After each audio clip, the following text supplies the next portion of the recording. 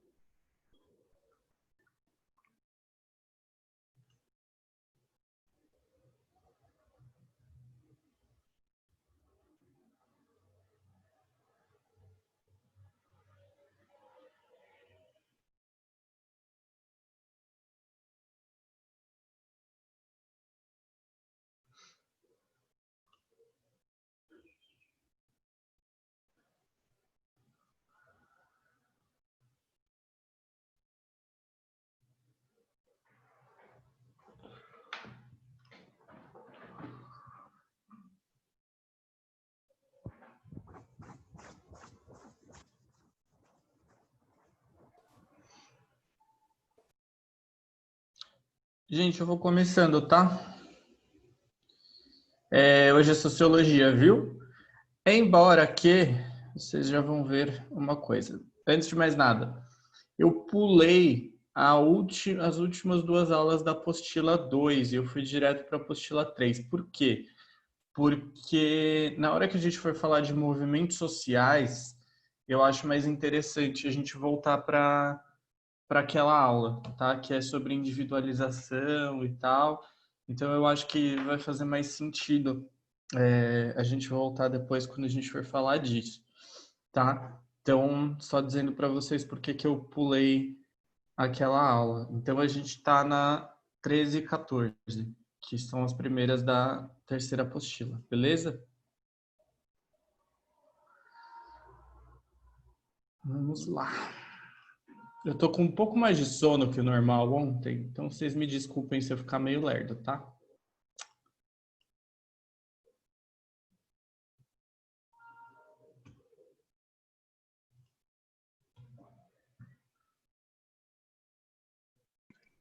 Bora lá então. Essa aqui a gente vai voltar um pouco. Na última a gente falou sobre o trabalho, né? Para os clássicos, para Marx, Weber e Durkheim. E depois a gente falou sobre capitalismo, certo? Então aqui a gente vai voltar um pouco no tempo e a gente vai para o início da política, que a gente chama de política moderna. Por que política moderna? Olha só, a gente tem uma diferença aí na filosofia e na história quando a gente fala de modernidade, tá? E também em relação à literatura, né? Na, na filosofia, a modernidade ela começa com o Renascimento. Então, a gente começa a ter os filósofos modernos, aquilo que a gente chama de filosofia moderna, a partir do Renascimento, né? E aí a gente começa, então, com um outro tipo de política que vai aparecendo aí. Qual era a política que se tinha até aquele momento? A base teórica de política que se tinha era a política platônica ou aristotélica, tá? A gente não tinha nenhum outro tipo de base política aí. E aí o que vai acontecer? Eu estou falando aqui de filosofia porque na própria apostila de sociologia a gente tem filósofos agora, tá? Então a gente vai ver os contratualistas que são filósofos, mas que também entram na sociologia. Por isso que eu estou falando de filosofia, tá? Então, o que vai acontecer? Quando a Idade Média começa a terminar, e a Idade Média ela começa a terminar quando a Igreja Católica passa a perder um pouco do poder que ela tinha, não perde totalmente, tá? Então, durante o Renascimento, a Igreja Católica ainda tem muitos poderes. É só a gente parar para pensar nas obras de arte daquele período. Então, aí, no Renascimento, a gente vai ter Leonardo da Vinci, Michelangelo, toda essa galera que está fazendo obras de arte encomendadas pela igreja. A diferença aqui agora é que essas obras de arte que estão sendo encomendadas pela igreja não necessariamente refletem mais o... Nisso, as tartarugas ninja. Não refletem mais a crença particular dessas pessoas, tá? Não necessariamente reflitam mais a crença particular desses artistas, como era mais comum antigamente. Então, vamos lá. Política moderna. Não dá para a gente falar de política moderna, e aí eu estou pensando na nossa própria política ainda, sem a gente falar de Nicolau Maquiavel, né? Vamos lá, o Maquiavel ele conheceu o Da Vinci, eles foram amigos, inclusive, conta-se, né? Eles tinham umas ideias meio cabulosas lá de fazer algumas obras arquitetônicas muito loucas. E o Maquiavel ele é conhecido até hoje como o pai da política, né? A política que a gente conhece. Então, vamos lá. Maquiavel nasceu lá em 1469, morreu em 1527. As principais obras dele são O Príncipe, Comentários sobre a Primeira Década de Tito Livio e Comentários da Arte da Guerra, do Sun Tzu. Sabe aquele livrinho que todo adolescente gosta de ler, A Arte da Guerra, do Sun Tzu? Então, tem uma versão comentada pelo Maquiavel daquele livro. Então, você tem a versão só do Sun Tzu e você tem a versão comentada pelo Maquiavel, onde ele vai analisar todo o discurso do Sun Tzu. Por quê? Pelo seguinte motivo, o Maquiavel está interessado no jogo de poder que a política representa. Por jogo de poder que a política representa, ele está entendendo o que estava acontecendo na Itália naquele período. Lembrando que naquele período a Itália não era um país unificado, certo? Eles tinham vários principados, vários pequenos reinados. Então você tinha ali disputas internas desses reinados muito fortes e você tinha disputas externas também ao povo da Itália, ao povo italiano. Que disputas externas eram essas? Você tinha a França e a Espanha muito fortemente querendo pegar aquele território italiano para eles, tá? Então aqui, como vocês podem ver, o Império Romano foi para as cucuias. Literalmente, ele já não existe mais, tá? Ele falhou miseravelmente e aí você tem agora esses pequenos principados. Alguns desses principados, eles eram formados com milícias de mercenários. Então, você tinha vários principados onde a forma de defesa dessas cidades eram as milícias, tá? Então, vamos lá.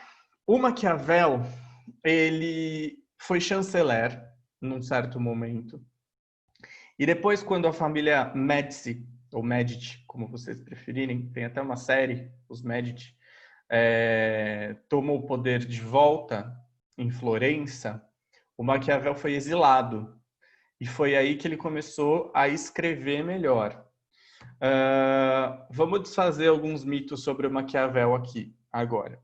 Quando a gente fala que é uma pessoa maquiavélica, a gente está querendo dizer que é uma pessoa manipuladora e que ela manipula as coisas sem pensar na ética, pensando só nos próprios caprichos dela e tudo mais. Não é isso que o Maquiavel quer dizer, tá? Aquela velha frase de que se atribui a ele, mas que não está escrita em lugar nenhum por ele, é um erro de tradução, de que os fins justificam os meios, né? Então que para você atingir qualquer fim, você pode usar de qualquer meio, mesmo que esse meio seja ilegal, antiético e por aí vai, não cabe aqui no Maquiavel, tá? Então, muitas vezes o Maquiavel vai aparecer aí como um cara mau, né? Um cara frio, calculista, e não necessariamente, como vocês podem ver por esse sorrisinho de canto no quadro dele de hum, é isso que ele quer dizer. Então, vamos lá. Desfeito isso do Maquiavel, né? Então, olha só. Primeira coisa que o Maquiavel pensa lá no Príncipe. E o Príncipe e o Tito Livio, a primeira década de Tito Livio, eles foram escritos concomitantemente. Ele escreveu os dois livros juntos, tá? Então, lá no Príncipe, a primeira grande preocupação do Maquiavel vai ser o quê? Como conquistar o poder. Como o governante conquista o poder, né? Primeira coisa, ele tem que conquistar o poder e pode ser por meios belicosos, ou seja, por meio da guerra, né? Daí o interesse dele no Sun Tzu, na arte da guerra do Sun Tzu. Ele pode conquistar o poder sendo aclamado pelo povo, ele pode conquistar o poder caindo em cima e matando o outro governante. Então, há várias formas de conquistar o poder. E para o Maquiavel, conquistar o poder é a parte mais fácil. Você conquista o poder e agora eu quero ver, meu irmão, como é que você vai manter o poder. A grande questão da política não é conquistar o poder. Conquistar o poder é muito simples. A grande questão da política é como você mantém esse poder. Vejam só, o Maquiavel, ele é um republicano, por incrível que pareça. Então, ele pensa em governos em que se esteja pensando para o bem comum, né? Da mesma forma que para o Aristóteles você tinha a degeneração dos governos, para o Maquiavel você também tem essa degeneração dos governos. Para ele, a melhor forma de governo é, sem dúvidas, uma monarquia, seja ela parlamentarista ou não, né? Preferencialmente parlamentarista, onde você tenha outras pessoas que ajudem a lidar com o governo. Aí, você tem que olhar para o bem comum e não ser um tirano. Mas o governante, ele tem que saber a hora certa de bater e a hora certa de fazer carinho. É aquele ditado, a mesma mão que bate é a mão que faz carinho. Então, você tem que ser um pai, vamos dizer assim. O pai e a mãe, eles têm muito essa função. A hora de virar e dar bronca e a hora de virar e falar, não, calma, tá tudo bem. Então, a hora de dar e a hora de tirar, certo? O governante tem que ter isso muito forte para ele. O governante, o príncipe, que ele vai chamar o tempo todo, ele tem que ser dotado de duas coisas: virtude e fortuna. Vamos lá, então. Virtude. O que vem na cabeça de vocês quando eu falo em virtude? Prudência? Virtude. Prudência, virtude. A prudência é uma virtude, né? Então, tá mais para virtude. Então, uma virtude. Que tipo de virtude vocês acham que é essa que um governante tem que ter? Na cabeça de vocês, qual é a principal virtude de um governante que ele deveria ter?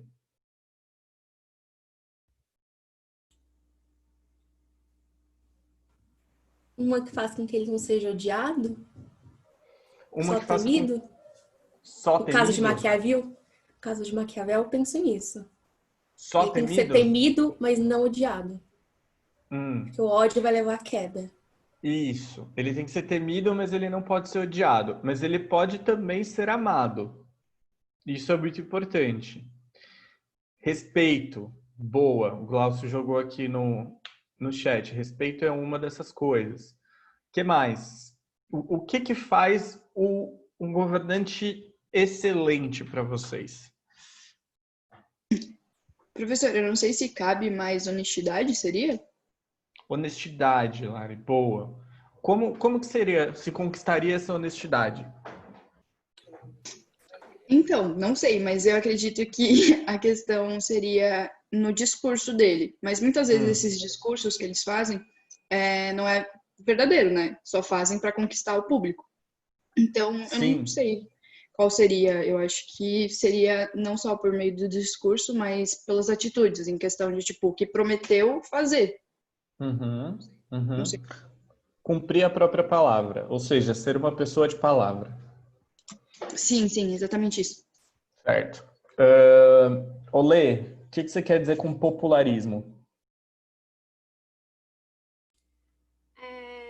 Ele ser popular entre as pessoas, mas devido por exemplo, o que a Lari falou, com base na honestidade dele, com base nas virtudes dele favoráveis ao popular, ao todo. Certo. E você acha que quando a gente fala de um governante popular, a gente não está mexendo com um pouco de emoção aí? Quer dizer, um pouco de fanatismo, talvez? Depende. Desenvolve. Eu acho que não. Eu acho que com o passar do tempo pode se tornar um fanatismo, mas a princípio não. Exemplo, o Lula. Eu acho que no início ele era uma pessoa popular e talvez com o passar do tempo, devido a outras vertentes da política, acabou surgindo um fanatismo. Que aí, com base nesse fanatismo, também surgiu o contrário, né? A ideia de ser contrário a ele. Então, eu acho que, a princípio, o fanatismo não existe. Eu acho que o fanatismo, ele é uma consequência, se você não medir esse popularismo. Tá, então tem que ter uma medida desse popularismo. Isso. Boa, certo. Glaucio, você quer falar isso que você escreveu? Eu achei interessante. Vocês conseguem me ouvir? Porque o meu fone ultimamente tá uma porcaria. Sim. Bom, o que a amiga falou por último, eu até coloco um pouco disso. Por exemplo, o Lula, ele sempre houve um movimento anti-Lula. E ele é pautado por um sentimento, na minha opinião, que tem muito a ver também com uma questão de preconceito regionalista. Mas isso é apenas um complemento. O que o Lula, na minha opinião, ele tem que a maior parte dos governantes populistas tem? Eles fingem se importar. Ou seja, eles fazem parecer que são como o povo, são do povo, que se importam com as lástimas e com a realidade do povo. Mesmo que de fato isso não seja verdade. Exatamente. Ou seja, eles se fazem acessíveis em certa medida, né? O Lula sempre teve muito isso de fato, aquela coisa de ir ao povo, né? E de se colocar no meio do povo. O Bolsonaro tem feito a mesma coisa. Se vocês pararem para pensar, ele tem ido ao povo e se colocado no meio do povo, né? Então, daí você tem uma figura de um governante sendo construído. Fala, Lê. Então, com base no que o Glaucio falou e no que o senhor complementou também, uma virtude Ai, agora fugiu a palavra. Mas enfim, uma virtude seria o saber fingir, saber, sei lá, encenar. Talvez, eu acho que mais o saber... É engraçado, eu vou falar uma coisa, mas é bem isso. O saber ser político, Tá. certo? O saber ser político. Rê, guarda isso daí que vai ser importante, essa criação de uma moral. Vai ser importante isso. Uma retórica em certa medida, David. Talvez. Vamos lá. Olha Pro, só. Oi. pensando que você falou que é no saber fazer política, é partindo disso que ele fala que o moralismo enfraquece a política, porque, tipo, mascara o jogo de poder? Sim, o moralismo particular, né? Porque a Sim. política vai ter a sua própria ética, na real. Segura que a gente já vai ver isso daí. Vamos lá, então. Virtu significa virtude mesmo. No sentido grego do quê? De força, valor, ou seja, o governante ele tem que ser uma pessoa forte e valorosa. Oh, shit. Um guerreiro viril e lutador. Portanto, aqui nós estamos falando de um homem, certo? Então tem que ter aquela masculinidade. Vocês viram naquele sorrisinho do Maquiavel que ele realmente era uma pessoa extremamente viril, não é mesmo? São governantes especiais, aqueles que têm virtude, aqueles que conseguem ter em si várias características necessárias para se governar. Esses governantes especiais, eles serão o quê? Capazes de realizar grandes obras e modificar a história. Tem uma coisa muito interessante que o Maquiavel faz, que é ele olha para a história para escrever O Príncipe, então ele parte de vários outros governantes que ele acredita que eram governantes virtuosos, que tiveram virtude, para poder analisar a realidade e a política. Então, quando Maquiavel faz isso, quando ele usa essa metodologia de olhar para a história, essa metodologia histórica mesmo, histórico-filosófica, ele está pensando numa coisa muito interessante. Quando a gente olha para a história, a gente tem que aprender com os erros da história, né? A história não se constrói política atualmente sem olhar para a história que veio antes, que formou aquilo. Para Maquiavel, então, uma coisa não está desconectada da outra. Isso é muito importante. O que acontece lá atrás atinge a gente no futuro. E você acaba tendo resquícios daquilo durante toda a história. Então, para ele, é de extrema necessidade, de extrema importância, se olhar para isso, tirar o melhor do que foi feito desses governantes. E aí, a partir do momento em que você tirou isso de tão bom que foi feito, você atualiza isso para o seu momento histórico específico, tá? Então, não existe política sem história. A história é uma parte essencial da política, tá? Esses governantes especiais também, eles têm a capacidade de perceber o jogo político que está se desenrolando diante dos olhos deles e conseguir manipulá-lo para garantir o poder. Quando eu estou falando em manipulá-lo, eu estou querendo dizer basicamente o seguinte. Vamos lá, isso tem ficado muito claro para a gente na nossa política já há algum tempo. Então, quando, por exemplo, o Dória se coloca à frente do resto do país inteiro para falar contra o presidente, é um jogo político. Vocês percebem? O Dória não está pensando só na relação política que está acontecendo agora. Ele está pensando no futuro. Ele está pensando em se eleger presidente. Então, as coisas que ele faz agora, ele está pensando lá, porque ele está vendo como a coisa está se desenvolvendo. Ele está vendo que o Bolsonaro está falando contra a pandemia e ele está vendo que isso está desgastando a imagem dele, desgastando o poder dele, e aí ele vai lá e se coloca de acordo com a preferência popular, né? Então, vejam só, é aquilo que o Glaucio falou antes. mostrar empatia sem realmente tê-la. Mostrar empatia sem realmente ser uma pessoa empática pelo povo, né? É disso que se trata. Se olhar esse jogo político para você garantir esse poder, esse controle, né? Então, olha só, o jogo político é uma coisa muito difícil, muito intruncada, muito complexa da gente perceber. Muitas vezes a gente faz uma análise política daquilo que está acontecendo e passa um tempo e aí a gente fala, mas mano, o que aconteceu? Não entendi. Que? Como que a gente chegou aqui? Né? A gente tem tido muito essa surpresa de olhar as coisas acontecendo e falar, quê? Como? Como é que foi isso? Não entendi. Eu dormi, né? Às vezes você tem a impressão que você dormiu e a história passou. Enfim, justamente, eu não sei se alguém aqui já assistiu Game of Thrones ou leu Game of Thrones.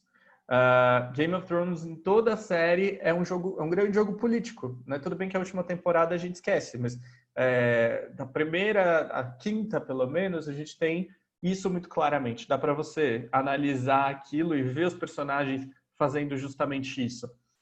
Analisando tudo para garantir o poder e para conquistar o poder. Fala, Glaucio. Eu vejo dois exemplos de liderança. No caso do Bolsonaro, o protagonismo do Dória se deve justamente ao vácuo de controle, de liderança. Sim. Então, dentro de uma pandemia, ou dentro de qualquer situação que exige liderança, você espera que o líder, seja do exército, seja da nação, seja de um grupo, enfim, que ele tome a dianteira e com medidas fortes. Acho que faz a parte da questão do valor e da imagem do guerreiro viril e lutador. Ou seja, aquele que toma a frente, aquele que está junto do povo e lidera. Um exemplo, ou pelo menos, quando eu falo positivo, não quer dizer que eu compactue com as ideias, mas um exemplo de uma pessoa que trabalha muito bem a imagem do líder é o Vladimir Putin. Ele é um cara que, durante todo o período aí que ele está à frente aí da Rússia, do governo russo, ele sempre se colocou como a liderança, como um homem, mesmo já tendo certa idade, um homem viril, montado a cavalo, não como o Bolsonaro, mas um homem montado a cavalo, que caça, que pesca, que sabe e tem articulação política para lidar com qualquer governante do Ocidente, enfim. São esses dois exemplos, um de liderança e o outro de total ausência de liderança. Na minha opinião, eu sempre considerei o Bolsonaro pífio e patético, não simplesmente pela falta de capacidade intelectual ou qualquer capacidade de articulação, mas principalmente pela questão dele criar o ideal de liderança. Ontem eu li uma matéria que ele exemplificava bem o que ele é. Ele é simplesmente um homem bomba, um cara que atrai para si o caos. E no caso dele não se vê liderança, não vê organização. Isso são características de líder, e não de uma pessoa perdida, como ele, que não tem nenhuma capacidade, é inapto para liderar, para manipular, para lidar com o poder.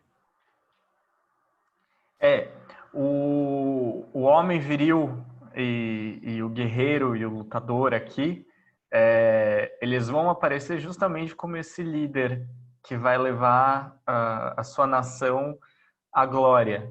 É o rei Arthur, né? São as lendas arturianas aí.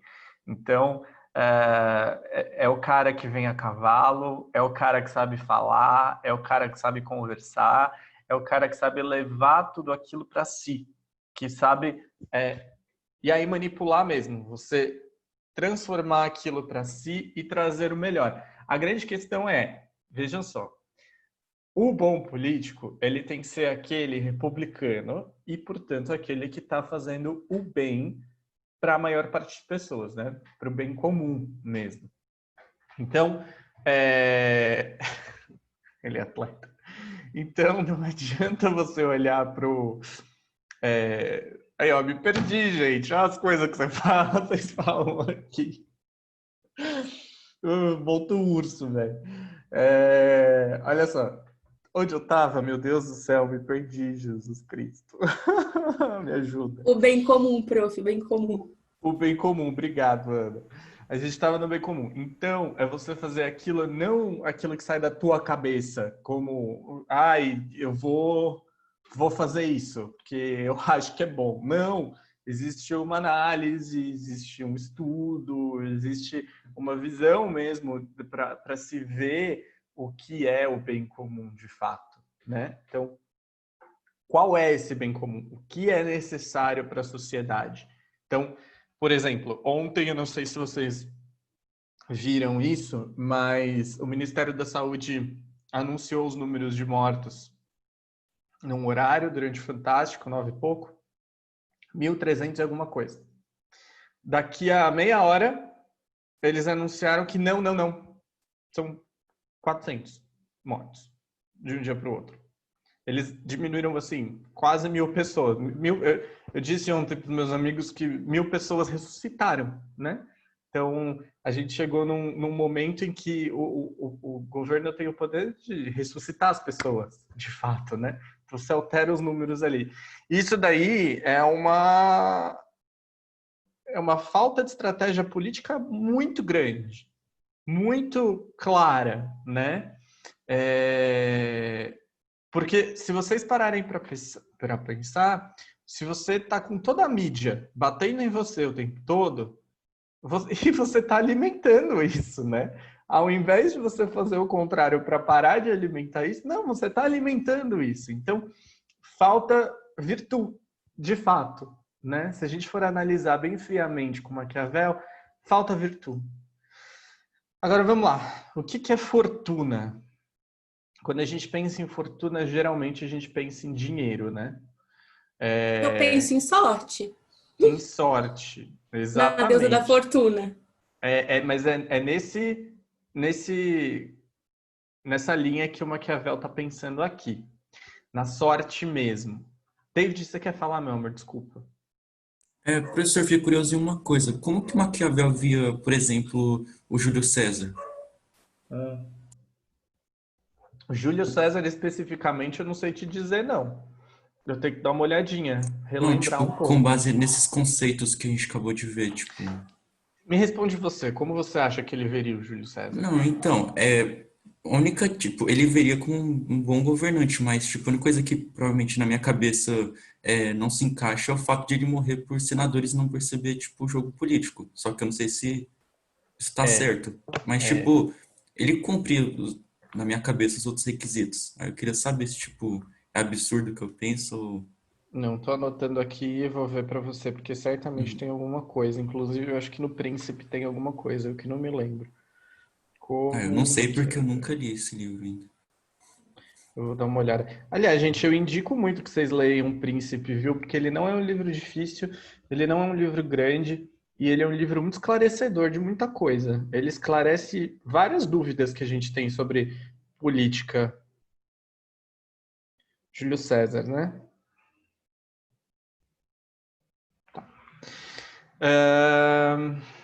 Ana, pode falar.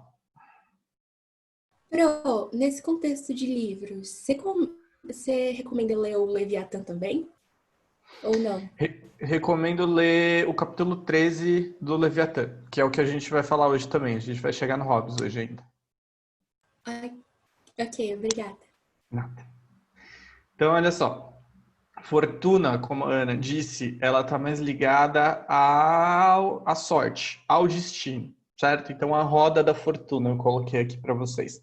Se vocês olharem bem, tem um rei no meio dessa roda da fortuna, né? Uma pessoa com uma coroa ali, e a gente tem pessoas nessa roda meio que girando essa roda, né? Então, se a gente parar para analisar, as pessoas, ou seja, o exterior ao rei, estão girando a roda da fortuna. E o rei está ali e ele tem que equilibrar essa roda da fortuna. Para ele poder equilibrar, ele tem que entender o que está acontecendo, né? Se a gente parar para pensar nessa imagem, é uma questão quase física mesmo.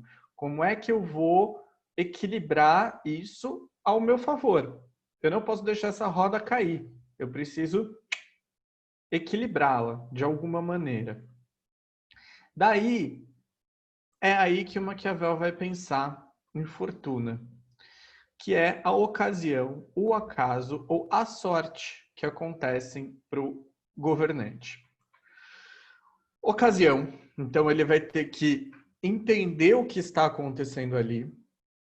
Acaso é aquilo que vem e que você não está esperando, simplesmente aconteceu. Ele vai ter que saber lidar com isso. E ele vai ter que enxergar a sorte diante dele para ele conseguir agir perante aquela sorte, né? Então, essas 3 coisinhas aí. O príncipe da fortuna vai ser aquele que sabe ler a história, que sabe aguardar a ocasião certa para agir, atento ali, tá, gente? Ele é, portanto, o mais atento observador da história. Não adianta você tentar ser um governante sem observar o que já foi e o que é e o que pode vir a ser. Todas essas coisas estão na roda da fortuna. A gente precisa pensar naquilo que foi e o que aquilo que foi causou hoje, nesse dia, para mim.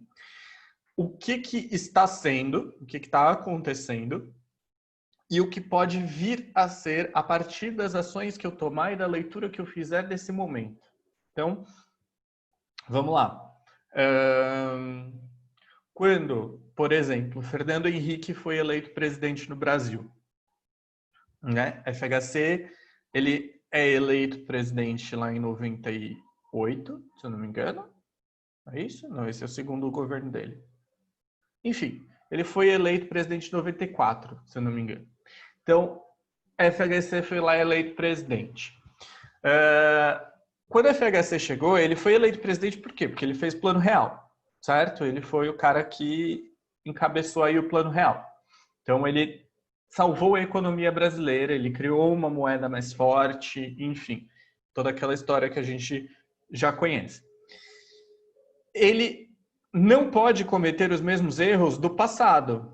Ou seja, ele não pode, por exemplo, para tentar salvar a economia, confiscar as poupanças das pessoas como o Collor fez, porque ele sabe que isso vai derrubá-lo.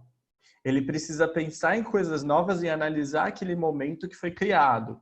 Então, eu estou ali, o que eu posso fazer naquele momento para conseguir desenvolver alguma coisa que vai ter um reflexo no futuro. Da mesma forma, quando acabou os 8 anos de governo FHC e o Lula pegou o governo, ele foi eleito presidente e ficou lá por mais 8 anos, ele também teve que olhar para o FHC e não fazer as coisas erradas que o FHC fez, e daí ele conseguiu fazer as coisas novas. Quando a Dilma veio, ela cometeu um erro muito grave. Ela não olhou para trás. Embora ela seja uma ótima observadora da história, ela não olhou tão bem e ela não conseguiu analisar o jogo político que estava se desenrolando naquele momento para que ela pudesse se manter no poder. Ela não conseguiu perceber o que significou 2013, o que significaram as jornadas de junho de 2013. Ela caiu, né? Sendo golpe, sendo impeachment, whatever, ela caiu. E aí, as consequências disso tudo, a gente está vendo hoje. As consequências de todas as escolhas que foram feitas no passado, as consequências da narrativa que foi construída durante esse tempo, da história que foi construída, de como essa roda da fortuna girou, né? De como a gente fez essa roda da fortuna girar, e não só o governante fez essa roda da fortuna girar. Então, é preciso que esse governante saiba ler a história e esperar o momento certo de tomar alguma atitude. É um jogo. É como eu disse lá que eu usei Game of Thrones de exemplo. Jogo dos Tronos, mesmo. Para o Maquiavel, a ética, ela tem que ser diferente na política e na vida particular. Ela não pode ser a mesma coisa. Por quê? Olha só. A ética na política, ou a ética política, ela vai acontecer a partir da análise das ações e dos acontecimentos em vista do bem comum. Ou seja, muitas vezes, aquilo que a gente considera antiético na nossa vida comum, no nosso dia a dia, dentro de um espectro maior, de um âmbito maior de política, aquilo pode vir a ser o bem comum. E aí que o governante vai ter que saber analisar para ver o que é isso. O que é útil a essa comunidade? O que é útil às pessoas que vivem ali e as quais eu governo. A gente não pode aplicar, então, o código moral e pessoal de nós mesmos para que a gente possa governar. Isso quer dizer que as crenças individuais do governante, elas não podem servir de parâmetro para o bem comum, porque ela é individual, ela não é coletiva. Olha só que coisa louca, o Maquiavel, em pleno Renascimento, está dizendo basicamente que o Estado tem que ser laico. Em pleno Renascimento, Maquiavel está dizendo laicidade no Estado, porque a religião é uma coisa íntima. A religião não é uma coisa que deve ser coletiva. Você não deve levar a religião à coletividade, porque tem pessoas diversas, com crenças diversas. E eu não posso governar a partir de uma crença específica. Aquele, de acordo com Maquiavel, que governa a partir dos seus próprios códigos morais é o político incompetente. Ele não sabe governar, certo? Então, para que você seja um político competente, portanto, você tem que saber o que é o bem comum, aquilo que é útil para todos. Não adianta eu tentar governar a partir daquilo que eu acredito que é bom para todo mundo. Eu tenho que olhar e ver de lá o que é bom para eles próprios. São eles que têm que me dizer o que é isso. Então, a política ela tem que estar separada dessas questões religiosas. Os valores aqui não são dados a priori, ou seja, eles não vêm prontos, mas eles dependem desses interesses coletivos, dos conflitos que estão acontecendo e dos acontecimentos. Ou seja, o útil à comunidade vai surgir da própria comunidade, não vai surgir da cabeça do governante. O bom governante é aquele que consegue, de fato, olhar e entender o que o povo está dizendo. Olhar e entender quais são as demandas que aparecem daquele povo. Então, qual é o bem coletivo, né? O bem de todos. Tudo bem? Dúvidas?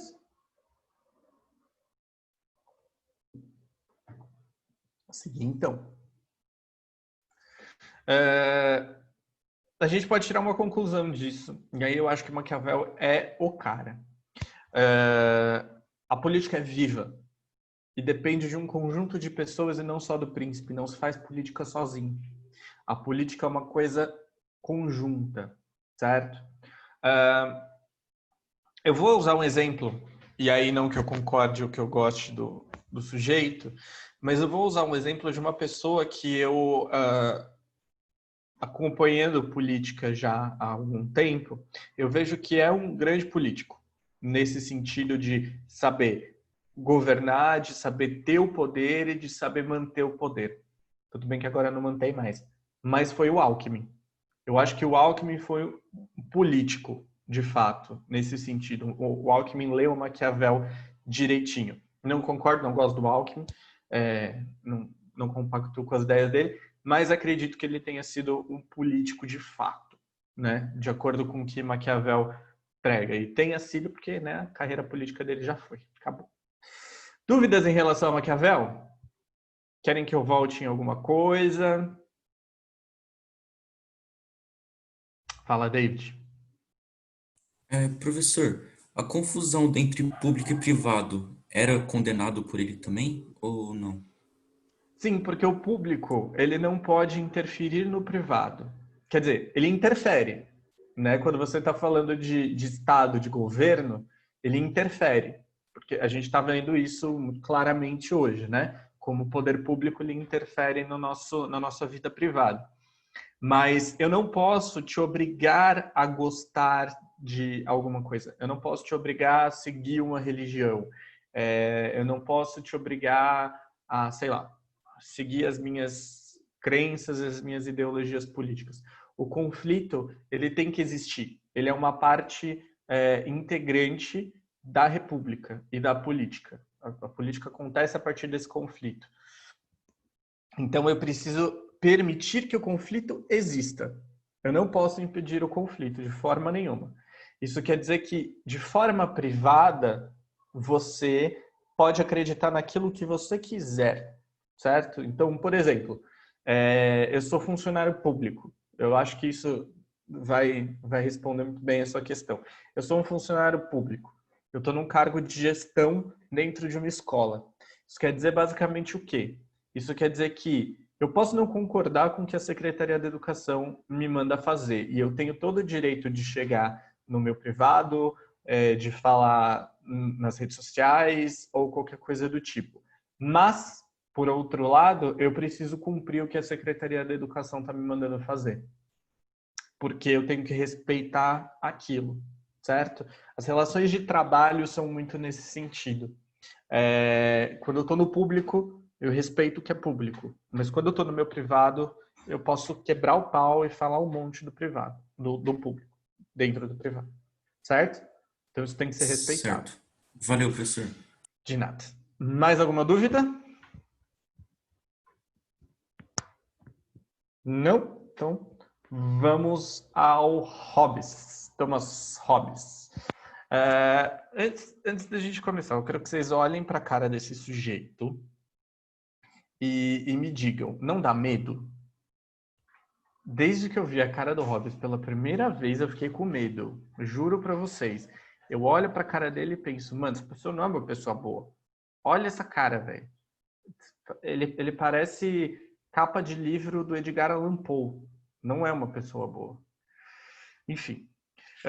O Hobbes ele viveu ali entre 1588 e 1679. Ele é o primeiro daqueles que a gente chama de contratualistas, de filósofos contratualistas.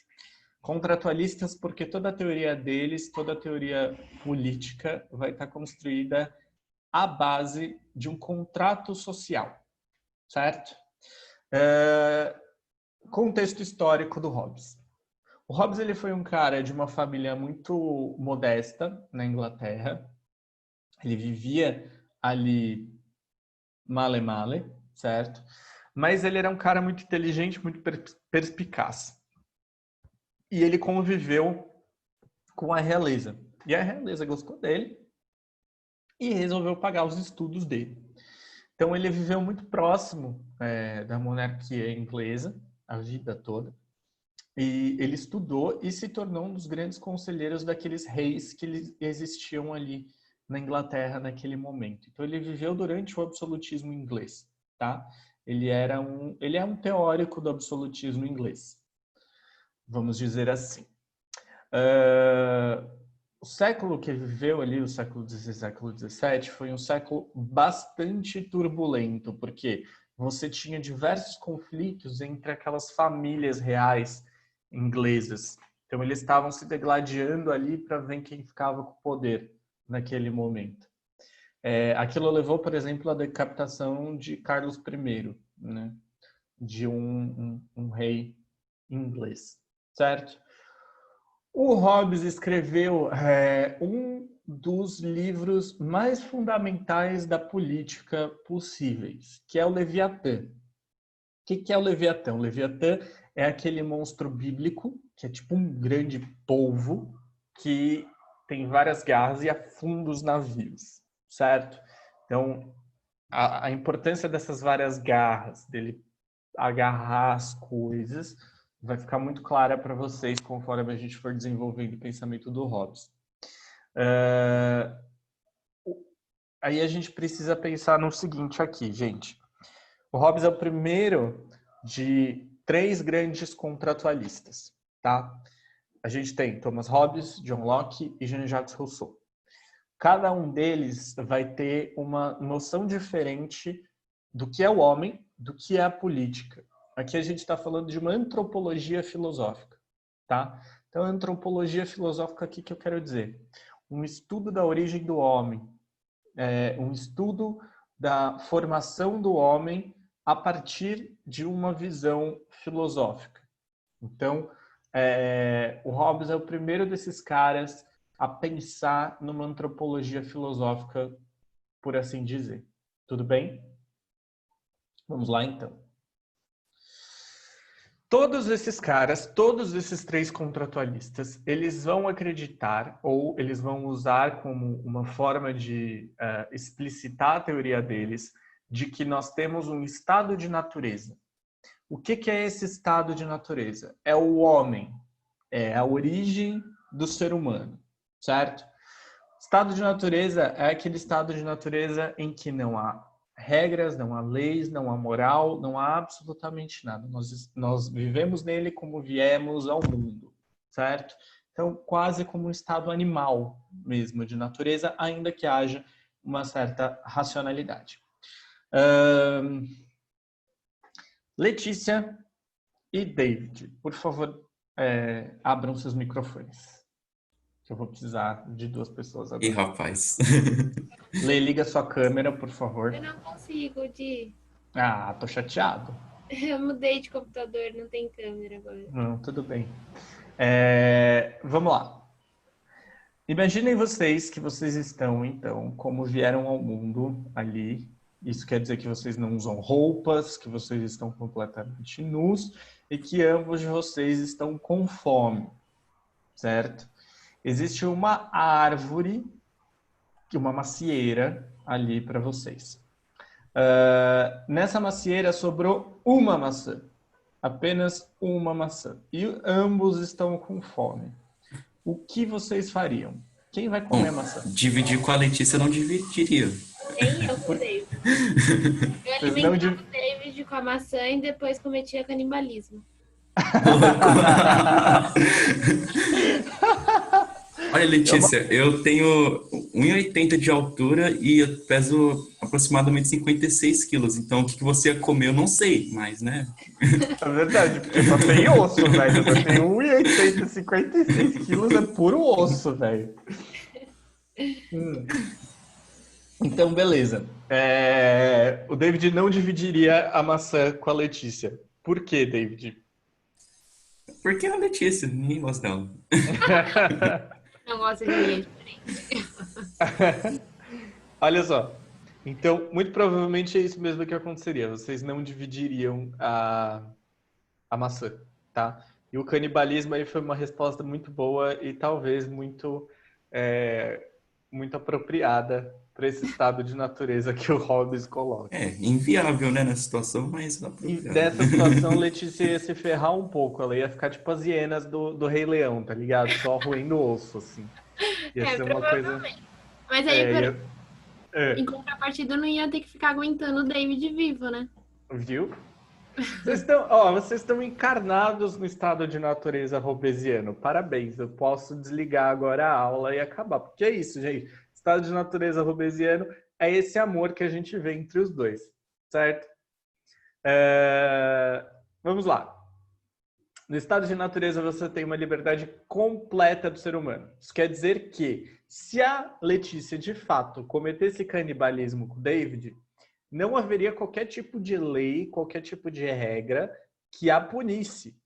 Olha só que coisa muito louca. Então ela pode fazer isso impunemente. Isso é muito doido.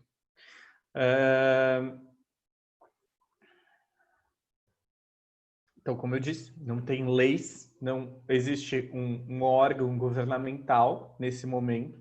Existe só o homem, o ser humano, vivendo e cuidando de si próprio. Isso é muito interessante. Vejam só. O estado de natureza é a guerra de todos contra todos. Então, se não existe lei, se está todo mundo livre, liberdade completa e restrita. Pensem nessa liberdade completa e restrita. Então, eu vou fazer tudo aquilo que eu quiser.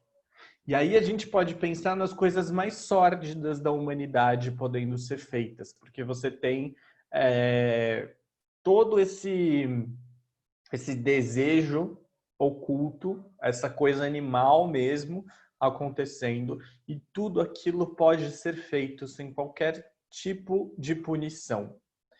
Tipo um anarquismo, embora o anarquismo não seja essa desordem toda. Luísa, ele tem uma ordem, mas não vou explicar essa ordem agora, não. Mas é tipo um anarquismo no sentido mais comum da palavra. Sim. Pode falar, Ana. Pro, por conta desse estado de guerra, eu posso dizer que existe um constante estado de medo? Sim. O medo é uma coisa, é uma das características principais do homem no estado de natureza, se não for a principal, certo? Então aqui, o homem natural, e aqui olha só que coisa louca, eu coloquei um ritual de canibalismo aqui do lado mesmo, para ilustrar essa coisa. Letícia, ó, tá ligada no bagulho. O bagulho é louco. Então, o homem natural, ele é dono de si mesmo, ou seja, ele é um cara livre de forma irrestrita. Ele é um cara inseguro, porque ele não sabe o que vai acontecer. Ele é desconfiado de tudo e de todos. Ele tem medo da própria sombra dele. E ele age por antecipação. Ou seja, Letícia e David, no meio deles, uma macieira. A gente tem lá essa macieira no meio dos dois com uma maçã. Eles vão se atacar.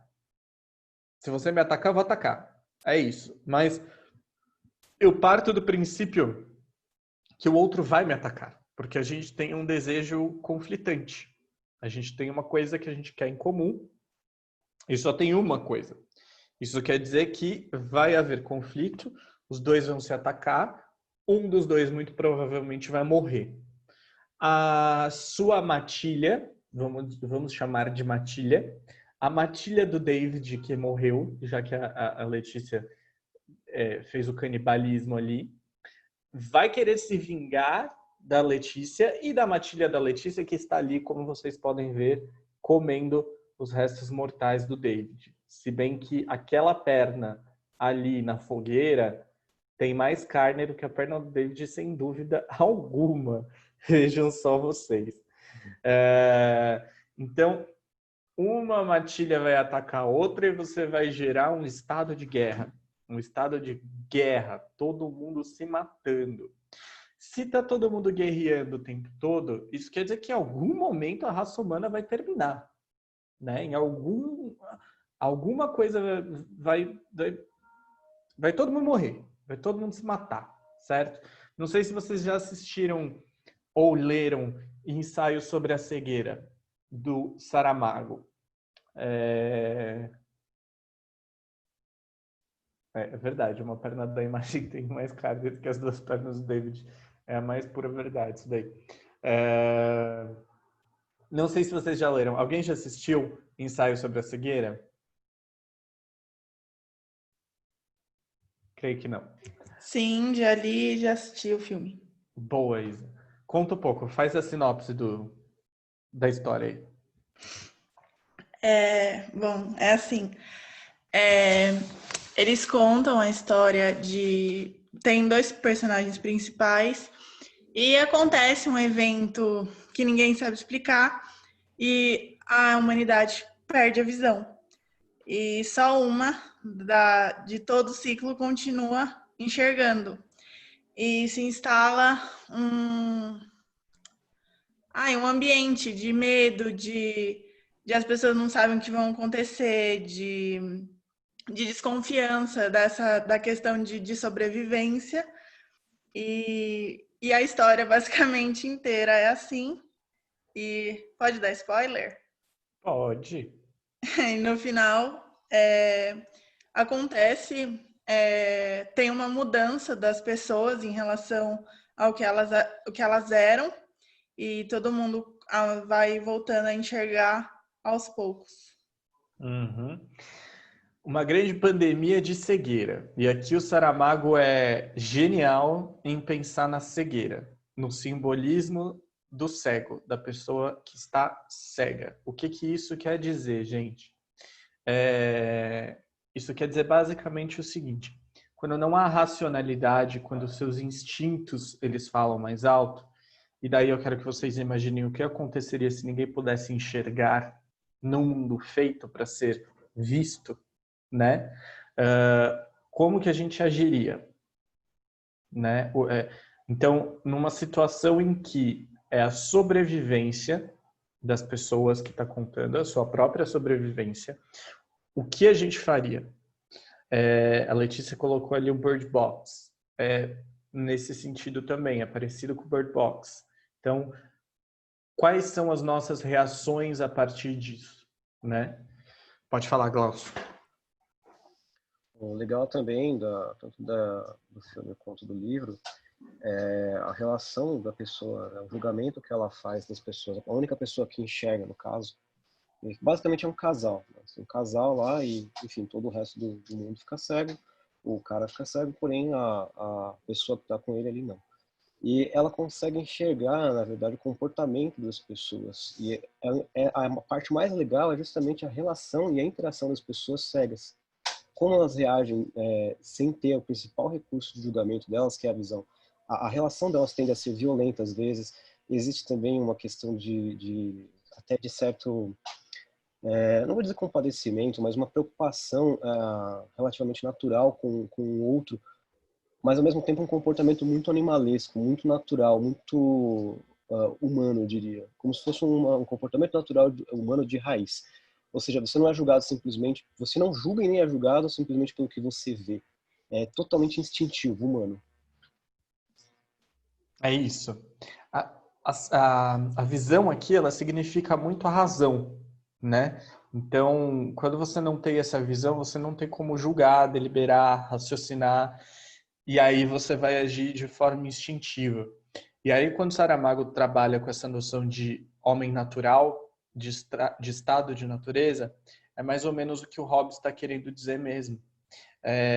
O estado de natureza é aquele estado em que não há racionalidade e que nós agimos única e exclusivamente por instinto, certo? Quando que a gente age única e exclusivamente por instinto dentro de uma sociedade que a gente chama de civilizada? Ou dentro de uma sociedade contratualista? Em que momento a lei deixa de existir? E aí que o Hobbes vai construir toda a teoria dele. É em cima disso que o Hobbes vai construir toda a teoria dele.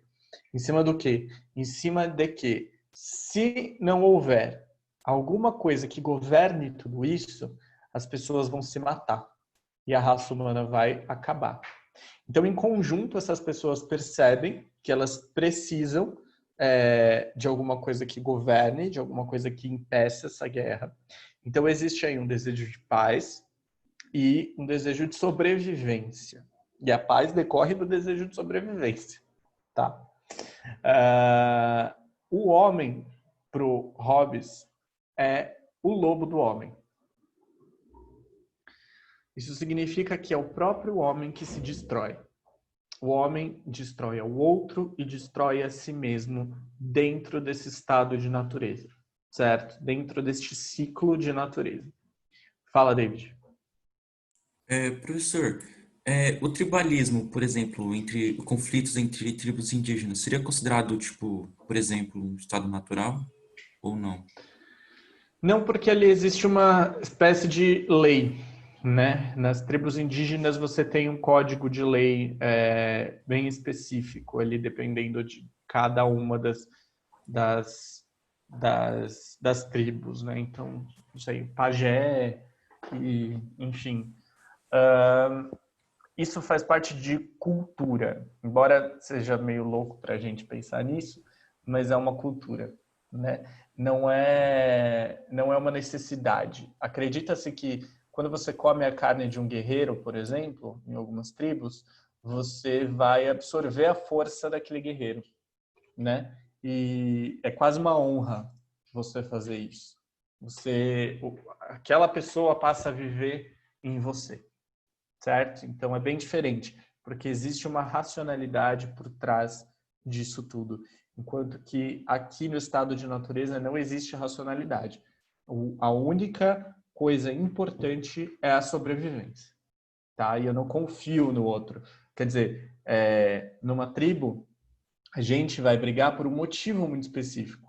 E essa briga, essa luta, ela vai ter um ritual a ser seguido. O próprio movimento do canibalismo, de você comer o perdedor, vai ter um ritual a ser seguido. Aqui não. Aqui é violência pura, tá? Professor, só mais uma coisa. Qual que é o nome da obra que vocês estavam comentando, que eu me perdi? Ensaio Só o sobre a nome. cegueira. Tá, beleza, obrigado. do José Saramago. Uhum. Então vamos lá.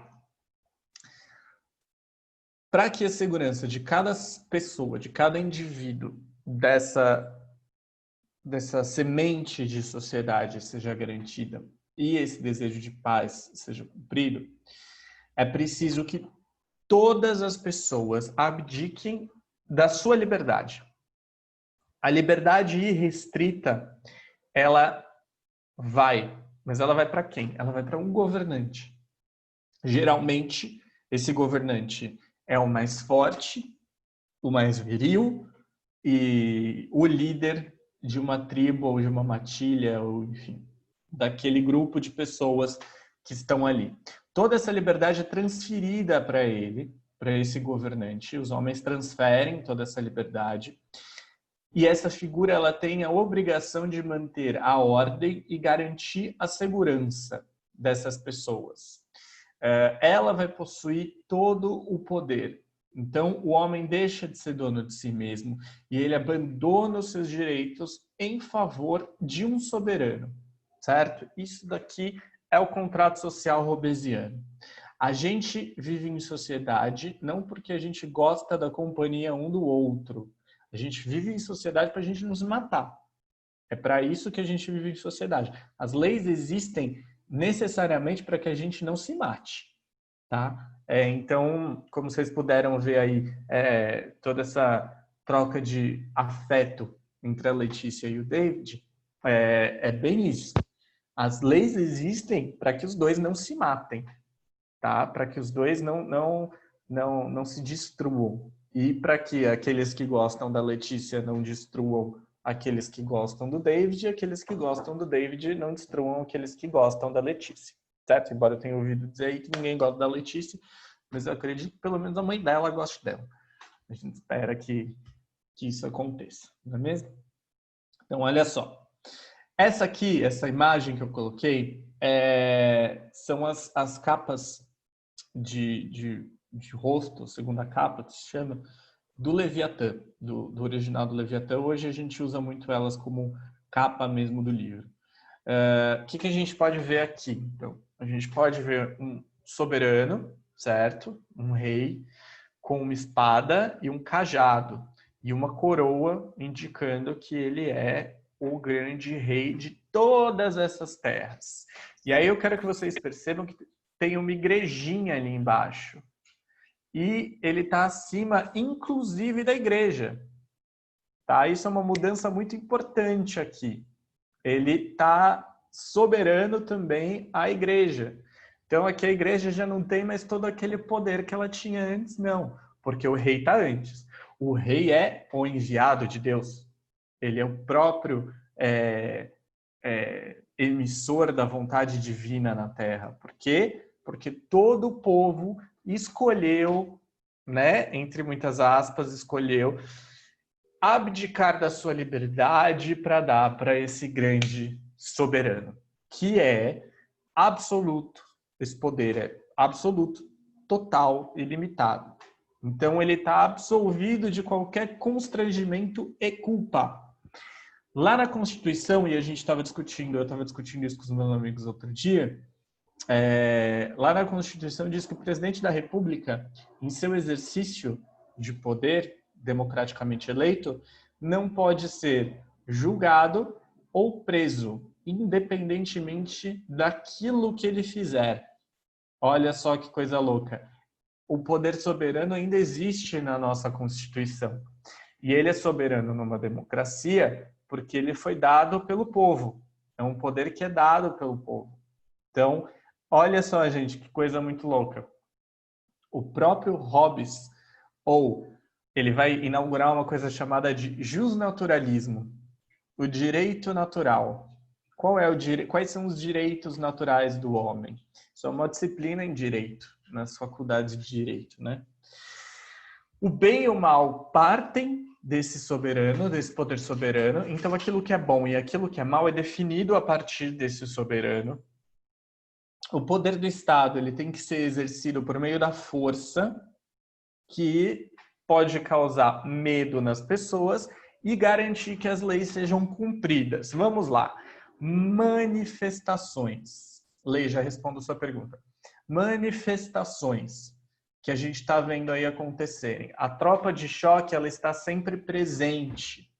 Embora ela não esteja agindo, ela está presente. E quando ela está presente, isso quer dizer medo. É o Estado agindo para garantir a ordem, porque o Estado é soberano, porque a gente, no nosso caso, nós elegemos um chefe de Estado para que ele garanta a nossa segurança, para que ele garanta a nossa ordem, certo? Então, a polícia hoje vai ser essa imagem de segurança e de força do Estado, de coerção. Tudo bem? Lê, a Lê me perguntou, a figura do Papa como fica? Ela fica diminuta aqui, até porque a gente precisa pensar que a própria Inglaterra vai se separar da Igreja Católica, né? E eles vão ter o anglicanismo. E aí o anglicanismo, ele traz isso. O que é o anglicanismo? Quando o rei da Inglaterra separa, sai, tem uma cisma, ele sai da Igreja Católica e ele passa a ser o representante da Igreja também. Então, a rainha da Inglaterra, a rainha Elizabeth, ela é líder da Igreja também. Além de ser a líder do Estado inglês, ela é líder da Igreja. Até hoje isso acontece, tá? E o soberano, ele tem poder sobre a vida e a morte dos súditos. Vamos lá. O Foucault, ele tem um livro... Fê, pode falar, antes de eu seguir. Ô, professor, quando surgiu a ideia de que O Fê, tu cortou, tá? Oi, tá me escutando? Agora sim. Beleza.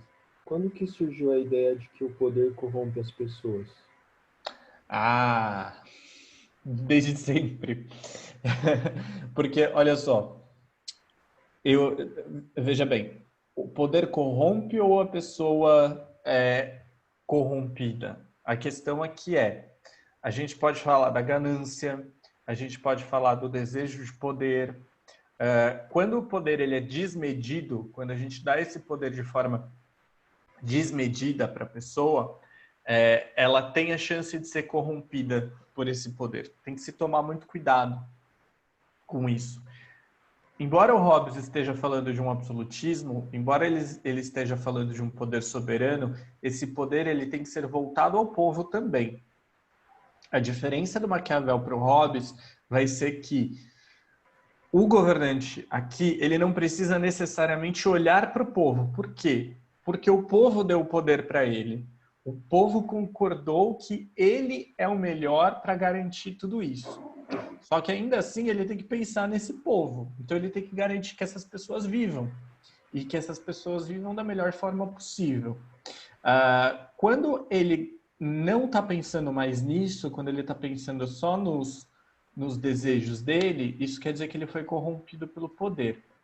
Então, se a gente for para pensar em quando, o Aristóteles já está falando disso, quando ele vai falar dos governos bons e dos governos corrompidos, né? A noção de corrupção do poder, ela vem já há muito tempo, porque ela é quase da natureza humana mesmo. Você querer mais poder, você querer governar, você gostar de ser chefe, de você gostar de mandar, de você gostar de ser opressor. Isso é uma das grandes questões da natureza, do homem. Então, eu acredito que só por meio de uma educação que liberte a gente dessa noção de poder, que a gente vai conseguir quebrar isso. Então, porque, tipo, parece que o Maquiavel, o Hobbes, os caras que defendem as monarquias absolutistas, tipo, não levavam isso em conta. Porque eles acreditavam na virtude do governante. Então, por exemplo, Maquiavel, ele fala da virtude, né? Então, se for um príncipe virtuoso de fato, ele não vai ceder à corrupção. No caso do Hobbes, no Leviatã, esse soberano, ele também é um enviado de Deus. Então, se ele é um enviado de Deus, ele necessariamente é um homem virtuoso. E aí ele não vai ceder à corrupção também. Ele vai governar em prol do bem do povo. É inocente até pensar nisso, né? Mas é o que eles acreditavam. Certo? Beleza, valeu, professor. Imagina. Então, olha só, isso vai muito de encontro com o que eu acabei de falar. Esse poder soberano, né, sobre a vida e a morte das pessoas que o rei ou o soberano vai ter. O Foucault, ele inicia o Vigiar e Punir dele, que é um livro onde ele está tratando sobre a origem da prisão, com um relato, um arquivo do século XVII, final do século XVII, indo para o século XVIII, da França, da condenação de um homem. Esse homem cometeu o crime do parricídio.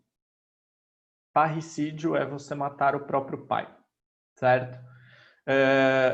Quando você fere a lei, você está ferindo o próprio rei, porque o rei é a personificação da lei, o soberano é a personificação da lei.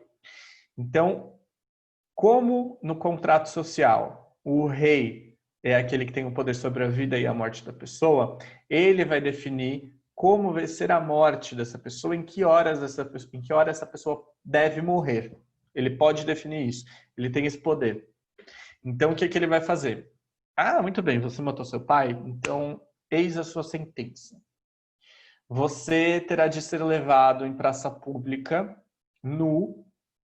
Lá vai haver 4 cavalos, um caldeirão com piche fervente e serrotes. Ele chega, o nome desse sujeito específico que foi condenado a isso era Damien. A galera vai pegar o piche, passar nas juntas dele, cortar. Vai cortar até o limite do osso. Vai amarrar os cavalos, vai colocar, por exemplo, esse braço aqui, e vai fazer com que os cavalos puxem. Não saiu. Ele não foi desmembrado ainda. Então eu vou lá passar mais piche, vou cortar mais até o limite do osso. Os cavalos vão puxar. A pessoa foi desmembrada. Na hora que a pessoa foi desmembrada, todo mundo vendo, tá, gente? Em praça pública, como eu disse. Na hora que a pessoa foi desmembrada, eu vou pegar os membros dela, ela ainda vai estar viva, muito provavelmente, sentindo uma dor terrível. Eu vou jogar os membros dela na fogueira, vou botar fogo e vou deixar ela assistindo, enquanto ela sofre. Depois eu boto o cotoco que sobrou do dummy na fogueira e deixo ele ali queimando, certo? Então, essa é a sentença do rei. Esse é o rei mostrando para o povo o que acontece quando se quebra uma lei. Por exemplo, não matarás. E pior ainda, não mate seu papai. Porque se você matar o seu papai, é isso que vai acontecer. Não importa que seu pai seja um estuprador, não importa que o seu pai espanque sua mãe, não importa, não importa. Esta é a minha lei e eu, como rei, vou fazer com que essa lei seja cumprida, certo? Então, daí o soberano, neste nível, ele decide a vida e a morte da pessoa, porque o súdito é propriedade dele, certo? Poder completo e absoluto. Tudo bem? Alguém gostaria de fazer alguma colocação, perguntas, dúvidas, angústias? Pode falar, David. Professor, então, tipo, ambos os pensadores, eles apoiavam, tipo, uma ideia bem idealizada de um monarca, não qualquer monarca, né? Não qualquer monarca. Não qualquer tá. monarca, mas sim. Ambos. O Maquiavel, veja só. Não dá para dizer que ele está pensando numa monarquia propriamente dita, como a gente entende a monarquia geralmente. Uma monarquia republicana. Isso quer dizer que o príncipe ele vai escolher ministros também. Em uma das questões das tarefas de sala de vocês, tem um trecho do príncipe, ou é do Bobbio, do Norberto Bobbio, eu não me lembro. Eu acho que é do príncipe. Mas que ele vai falar justamente sobre a escolha dos ministros. Como a escolha dos ministros também pode ser uma forma avaliativa desse poder e como vai mostrar a capacidade desse governante. Escolher os ministros de acordo com a virtude e a fortuna que ele tem em mãos, escolher os ministros certos vai ser uma coisa muito importante. Então aí você tem quase uma divisão do poder, que não é bem uma divisão do poder, tá? Mas é uma ajuda, vamos assim dizer. E para o Hobbes, você também não precisa ter uma monarquia absolutista, mas você também pode ter essa monarquia parlamentarista, embora para o Hobbes seja muito melhor que a monarquia seja absolutista, tá? E mais uma coisa, professor. Essa liberdade, essa abdicação da liberdade, por exemplo, nos dias atuais, não seria, tipo... É que, tipo, eu entendi liberdade como você, tipo, abdicar de tudo mesmo. Não, tipo, por exemplo, da vida privada. Porque, tipo, hoje a gente tem a vida privada, então não seria, tipo, essa mesma liberdade que foi antes. Ou, sei lá, entendi Não. mal. A liberdade no estado de natureza, ela não tem a diferenciação entre público e privado. Isso não existe. Porque o público e o privado, eles passam a existir a partir do momento que você tem um governo, que você tem leis que delimitam isso daí. A nossa noção de liberdade hoje, ela é uma noção de liberdade quase liberal, no sentido de liberalismo, tá? Que eu quero dizer com isso?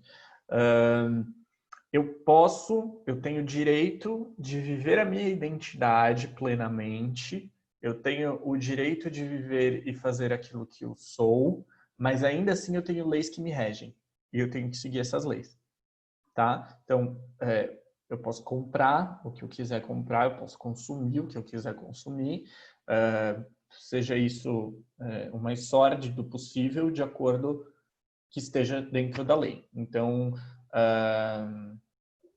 a indústria pornográfica é um exemplo bom disso.